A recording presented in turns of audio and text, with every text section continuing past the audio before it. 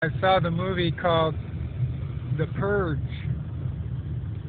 the latest one. I guess if it's a series, I don't know. But anyways, I saw this one here in Bend, Oregon, and this one also is dealing with the theme of overpopulation, just like that Avengers movie. And in this case, they have a day of no laws about anything. You can do anything you want without penalty. So murder, rape, steal, whatever goes. There's no police to enforce it or anything.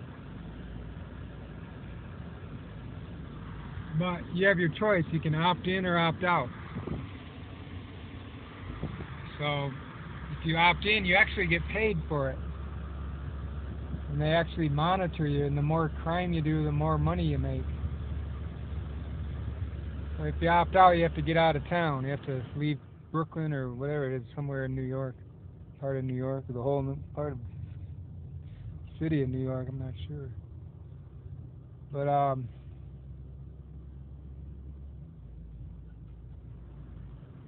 But it's actually a charade. It's a facade for something else that the government is doing because of their belief in overpopulation. It's not just a day of recreational killing, so to speak. I mean, all kinds of things come to mind when you, as a Christian, about what this means. You know, for some, the only reason they don't kill or steal is because it's illegal. For Christians,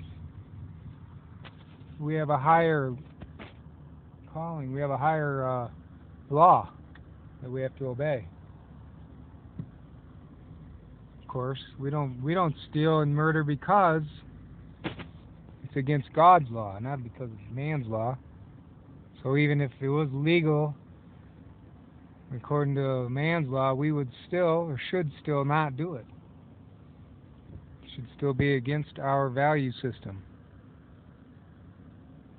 So that's one thing to think about as Christians.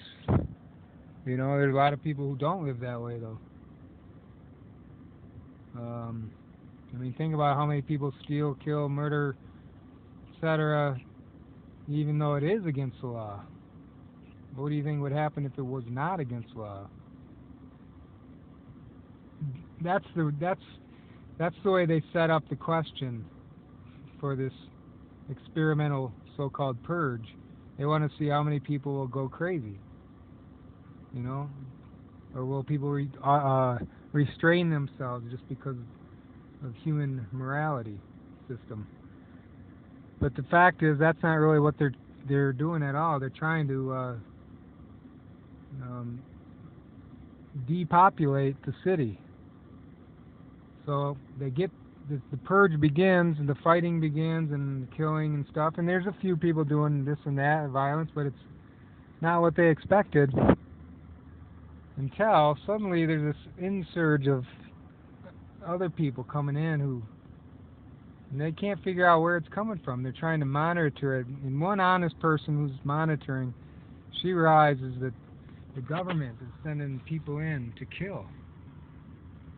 And she has a value system. She has morality, sort of, I guess you could say.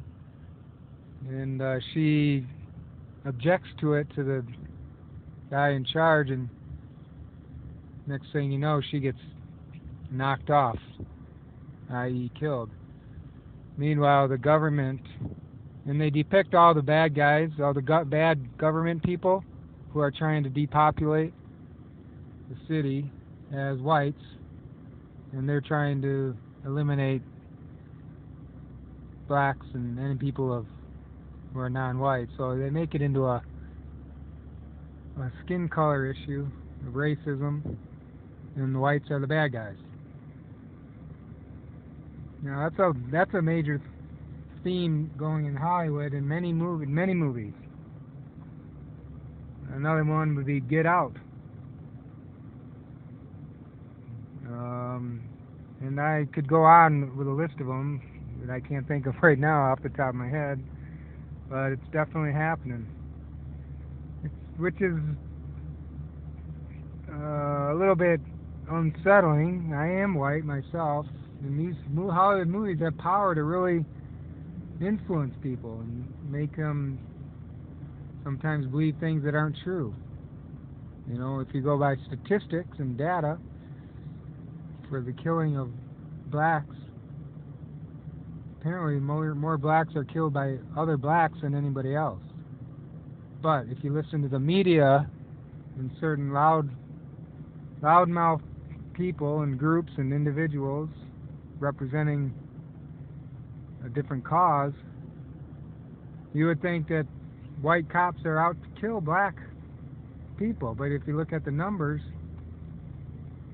apparently more white people are killed by white cops than anybody else. Listen to Larry Elder. He's a black man, but he goes by the data. So as a Christian, we should be praying for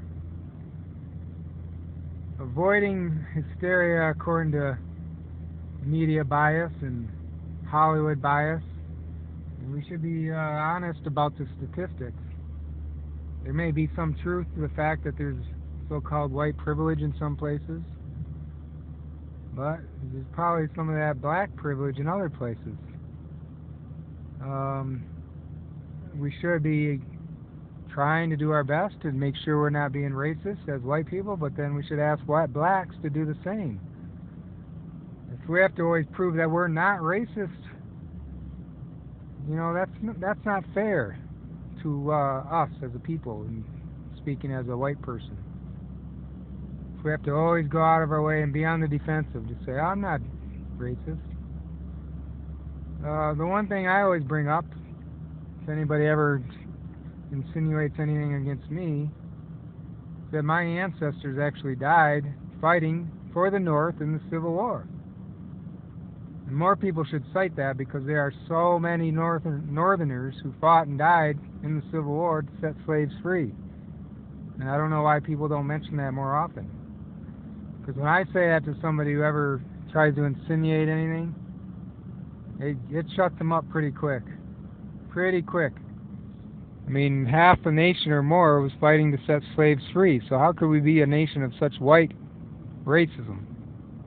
We don't like blacks, when we actually, you know, our great ancestors were willing to die for the cause, for black people. So let's try to avoid the hysteria, pray for objectivity, pray for goodwill amongst all skin color, races, ethnicities, and do your best to be a peacemaker. God be with you and bless you.